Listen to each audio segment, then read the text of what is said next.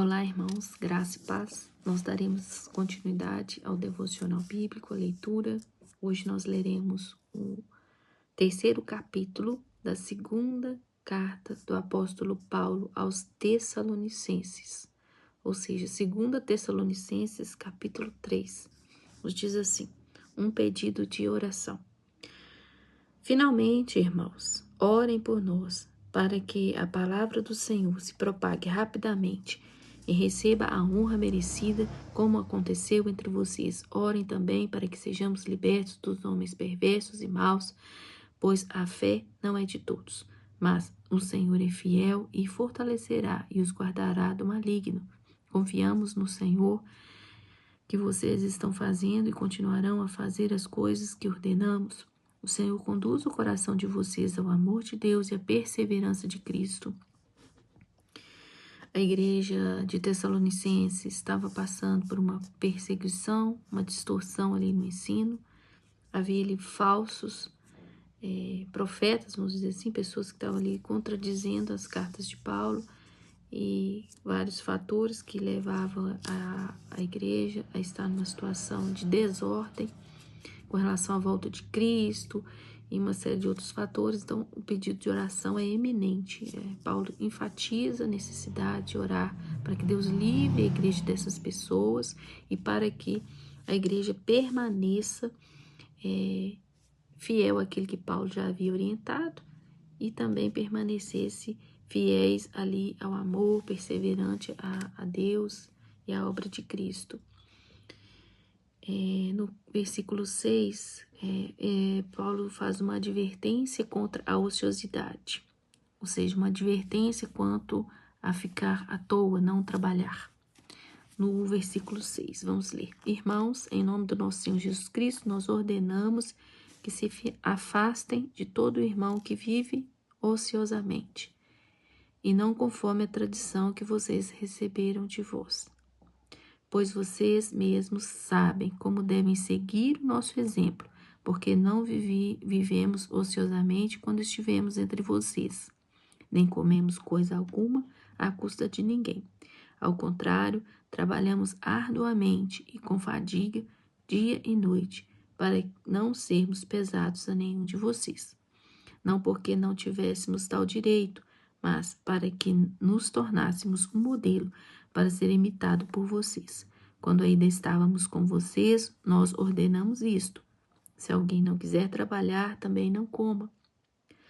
Pois ouvindo que alguns de vocês estão ociosos, não trabalham, mas andam se intrometendo na vida alheia. Tais pessoas ordenemos e exortamos no Senhor Jesus Cristo que trabalhem tranquilamente e comam do seu próprio pão. Quanto a vocês, irmãos, nunca se cansem de fazer o bem.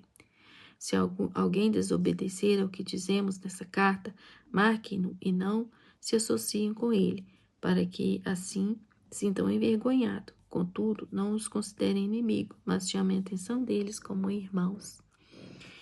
Paulo adverte a igreja contra a ociosidade. Entende-se que, devido aos boatos ali, até mesmo com relação errônea, a informação escatológica errada da volta de Jesus, alguns irmãos entendendo assim, Jesus vai voltar, não preciso mais trabalhar.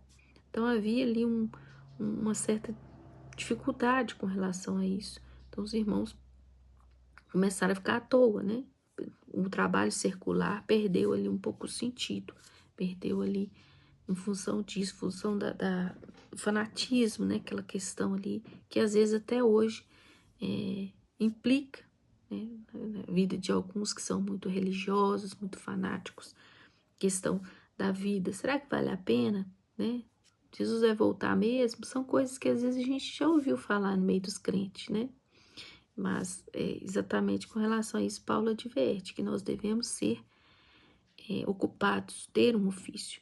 E aí ele faz menção ali do exemplo dele. Há relatos que Paulo, Silas, Timóteo eram construtores de tendas, ou seja, eles faziam tendas. Então, eles não eram desempregados, eles tinham ali um ofício e eram dignos do seu pão, do seu salário. Então, ali eles trabalhavam e faziam jus ali do seu sustento. E esse exemplo que ele deixou é que ele pede à igreja para seguir.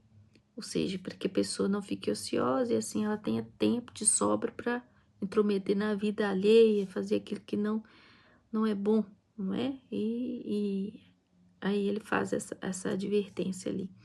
E ele orienta uma disciplina comunitária, né? Vamos dizer assim, para que os irmãos que não obedecessem essas orientações dele, para que os demais se afastassem, não com o intuito de se tornar inimigos, mas para que essas pessoas se sentissem constrangidas mesmo e se realinhassem, né? Tomassem ali uma postura adequada de acordo com aquilo que Paulo estava ensinando e que é o ideal, né, para a pessoa que procura seguir aquilo que Jesus ensina, né?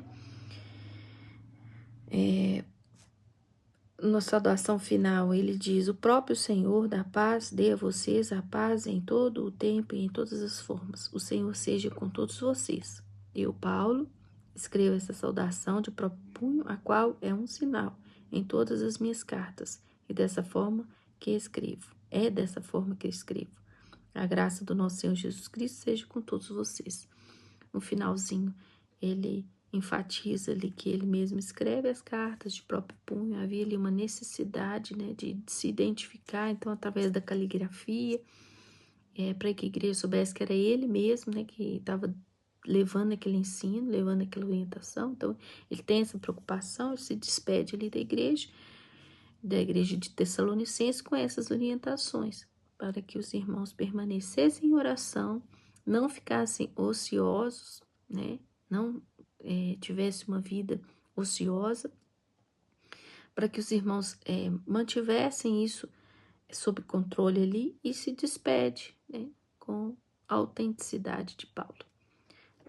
O Senhor nos abençoe, que nós tenhamos um dia de bênção, de paz, e nos vemos no próximo devocional. Amém?